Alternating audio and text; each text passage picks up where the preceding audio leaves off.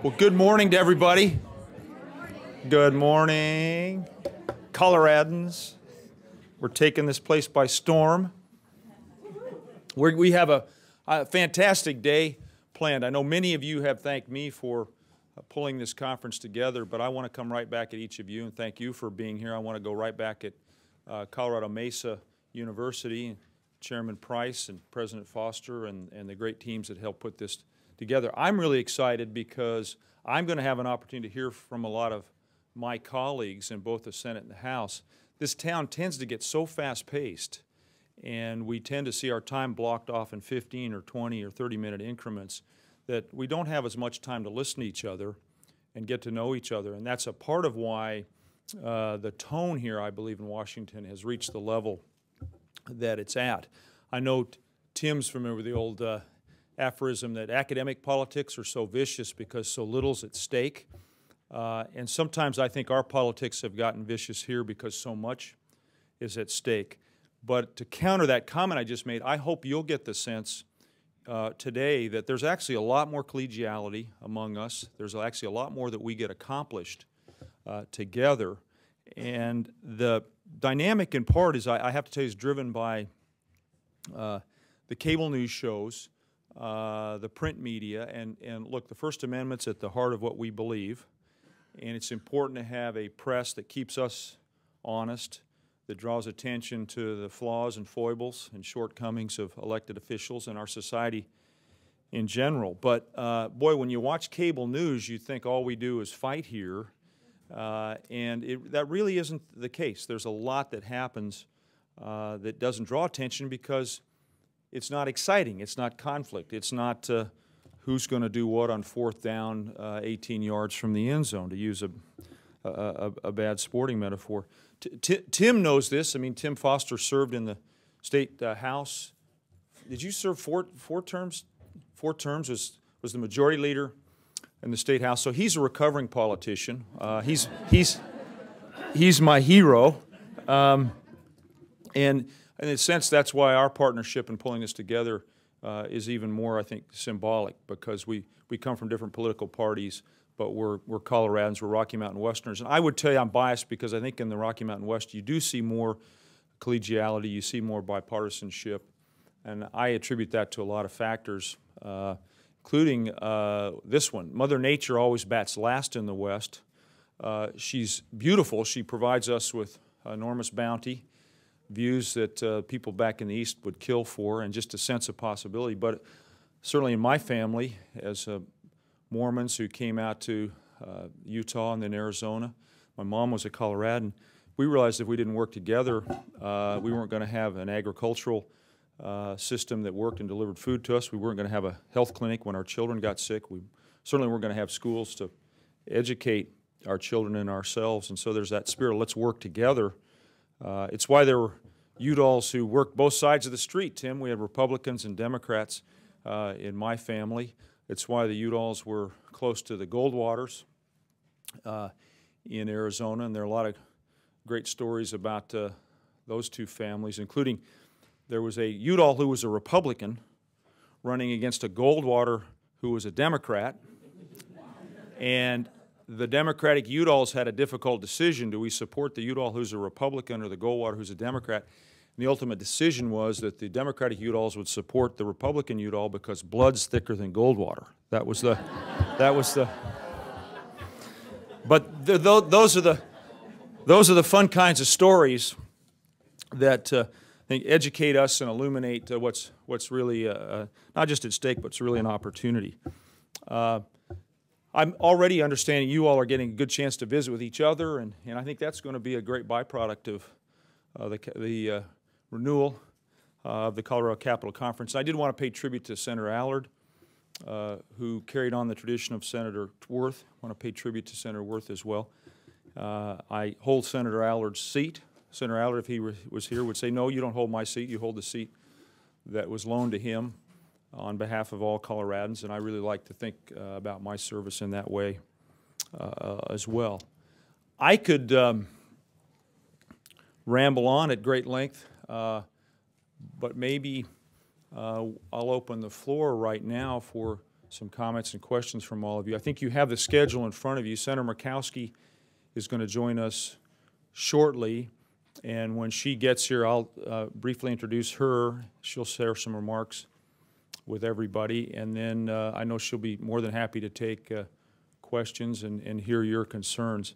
Again, I think we've got a wonderful cross-section of people who are going to take a little bit of time out of their busy day to be with us.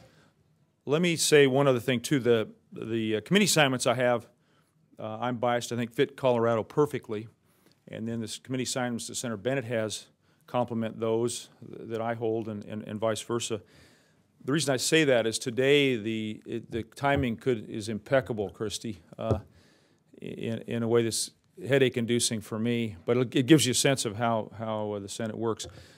The Armed Services Committee is marking up the authorization bill, which is the big, massive bill that is completed every year that lays out everything from what hardware we're going to buy, what investments we're making in research in the Department of Defense, how we're going to treat our service members, retired and active duty, what our policies are in regards to these little thorny challenges we face in places like Afghanistan and Libya. So I'm going to be in and out at times because there are going to be votes and debates in that committee. But I'm going to do everything I can to be here as much of the day as I can. We have at lunch a real treat. We have Charlie Cook, who did I just knock that over, Purnima? Thank you. Charlie Cook, who is one of the keenest observers of politics and campaigns, and he'll be a lot of fun for you all to hear from, and he doesn't pull his punches. He's a realist to the ultimate end of the day. So this is gonna be fun, and I hope you all too will continue to. If you need a little fresh air, you need a little break from sitting in this room, you'll wander around this visitor center, which we came through. It's a phenomenal facility. And maybe at the end of the day or tomorrow, I'll give you a little pop quiz. I'm going to ask you all who are the two statues that represent Colorado in the United States Capitol. Each state is given two statues to represent that state's history and that state's traditions. And that's a little assignment for it's voluntary. It's not mandatory. But well, with that, maybe yeah, I'd open the floor for any questions or comments. We'll start here. Yeah. Michael Sozan, can you explain the clock lights?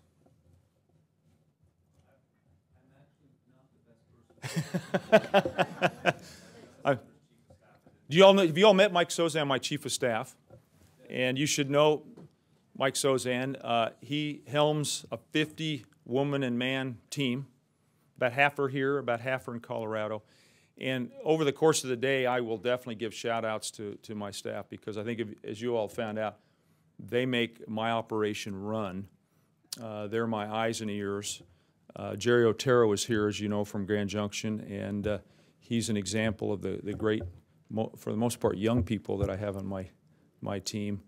But they really are the folks that advise me, keep me up to speed on what's happening. They have a lot of influence because I cannot, under any scenario, track every issue, every development, and they do. There's also an old question here in Washington: how do you tell who the staff? I'm sorry, how do you tell who the senators are? They're the people not carrying anything.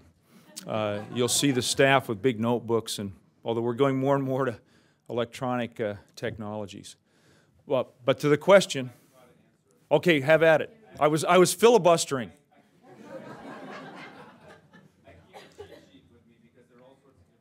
Yeah, exactly.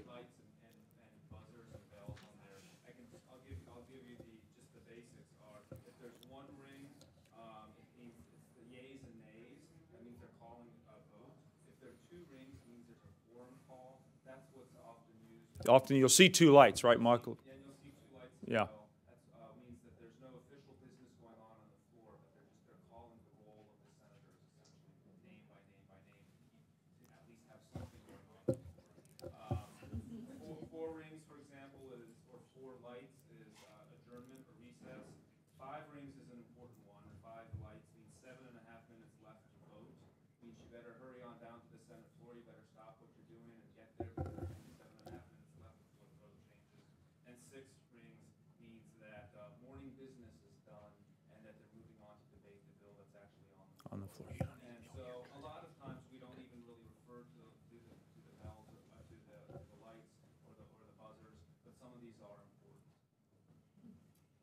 Great, good work, Michael.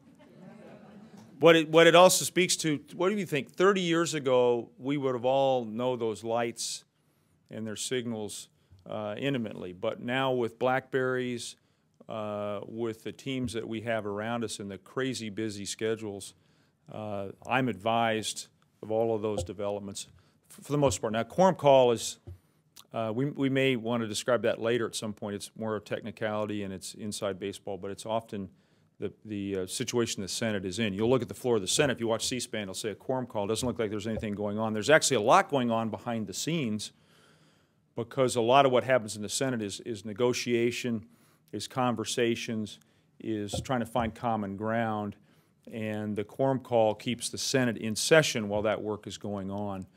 You can always go to the floor and make a speech, make a comment, tell the world what's going on. But given our committee work, given the fact that we're trying to find time to meet with constituents and all the other things that are happening, sometimes the floor is actually pretty slow-paced. But thank you. Yeah, hi, Purnima. Yeah.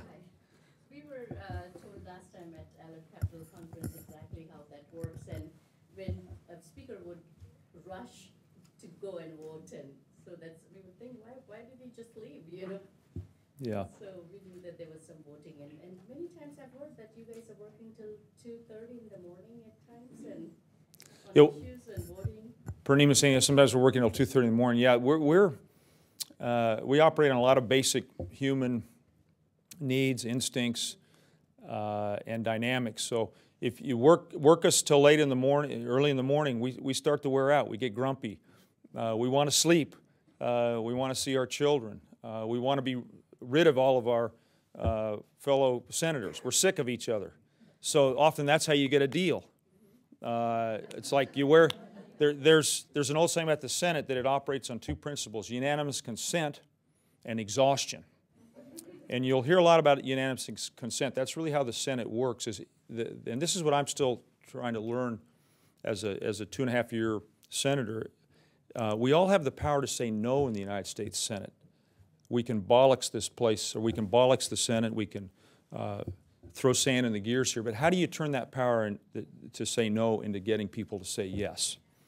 And that's often what you're trying to do, is get unanimous consent. So one senator doesn't object. And then if one senator does object, then you get into this process of cloture and ending debate, because the whole point behind the whole construct of the Senate is unlimited debate, and it's designed to protect the rights of political minorities. And sometimes those political minorities are objectionable, sometimes those to each of us individually or as groups, sometimes those political minorities have broad majority support, but in the Senate they're seen as a political minority. But if you can't get unanimous consent, then you can file a cloture petition, but then you need 60 votes to cut off debate, and there are a whole series of other ways in which somebody who wants to stall the Senate can do so. I don't want to get too far in the weeds, but I bet as the day goes on, I think we'll talk more about the actual operation of the Senate. I went back with a lot of respect for you all. Thank you for that. Conference, and you'll see that with this. Go back here, yeah.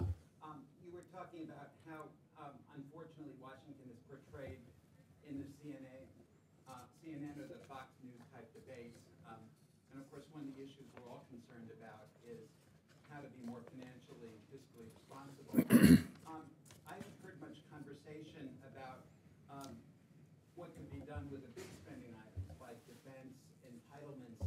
It seems to me that if we're going to get to an acceptable solution, we need to somehow look at the whole budget and all the pieces, and not just what's on CNN.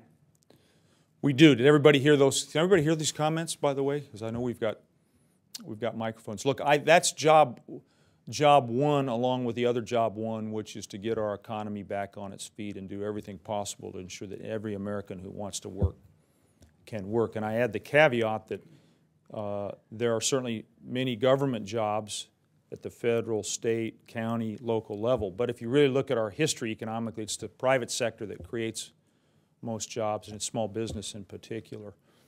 Those two messages were what I think the voters delivered last fall, with a third message, which was doggone it, work together, but maybe even more of a curse word than doggone it.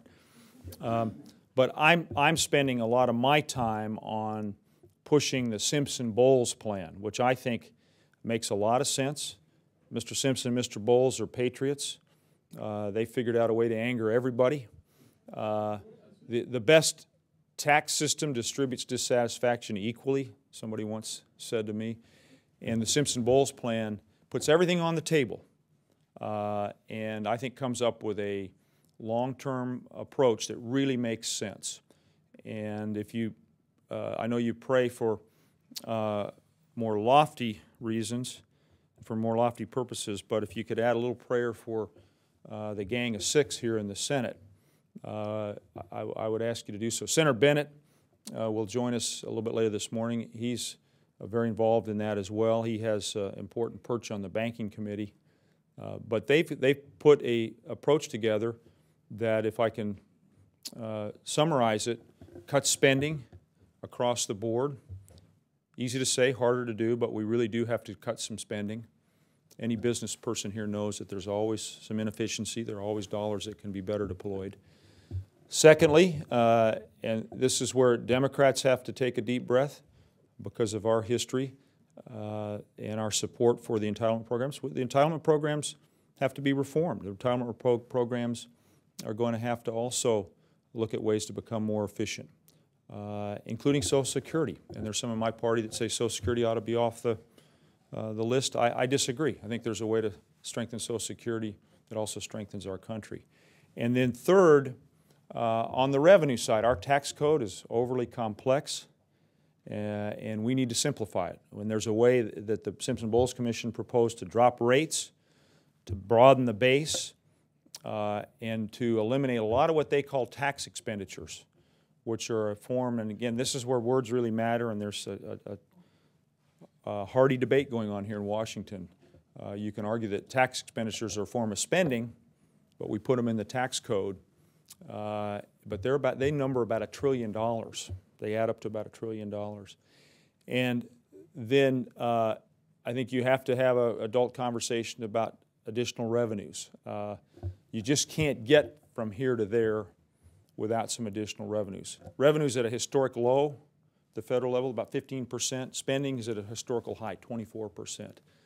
I think the sweet spot's something around 20%. When we've been in balance nationally, we've balanced our budget 5 times in the last 50 years. We've been at about a 20% revenue of GDP, I should clarify, and 20% of expenditures of GDP. And that's my goal. That's the goal of a lot of members of both the Senate and the House.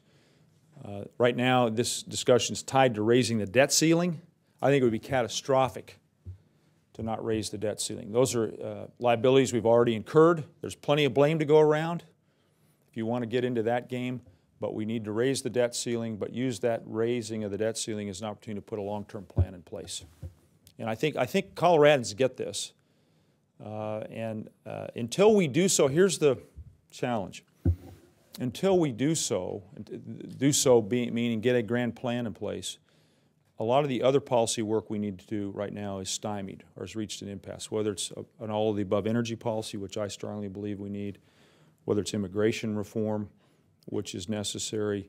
Even education reform is right now sidelined until we come to some conclusion. But yeah, root for the Gang of Six, root for the Biden group, root for Speaker Boehner to be able to bring his caucus together. I think we're going to be blessed with Majority Leader Cantor today. Was going to take some time to come visit with. I'll be very curious to see what Eric has to say about all of this. Yeah. What percentage of the budget truly is going into military expense? I mean, what is our military budget in terms of the whole budget? You know what it is? Yeah, I'm going to throw out some percentages. They may be a little bit off. Discretionary spending, where the big debate was earlier this year about our budget for 2011, is about 12% of our budget. With all due respect to those that wanted to cut dramatically there, you can't cut enough to get to balance. You could cut the entire discretionary budget, and you still don't balance the federal budget. And in that discretionary budget are a lot of, I think, important investments.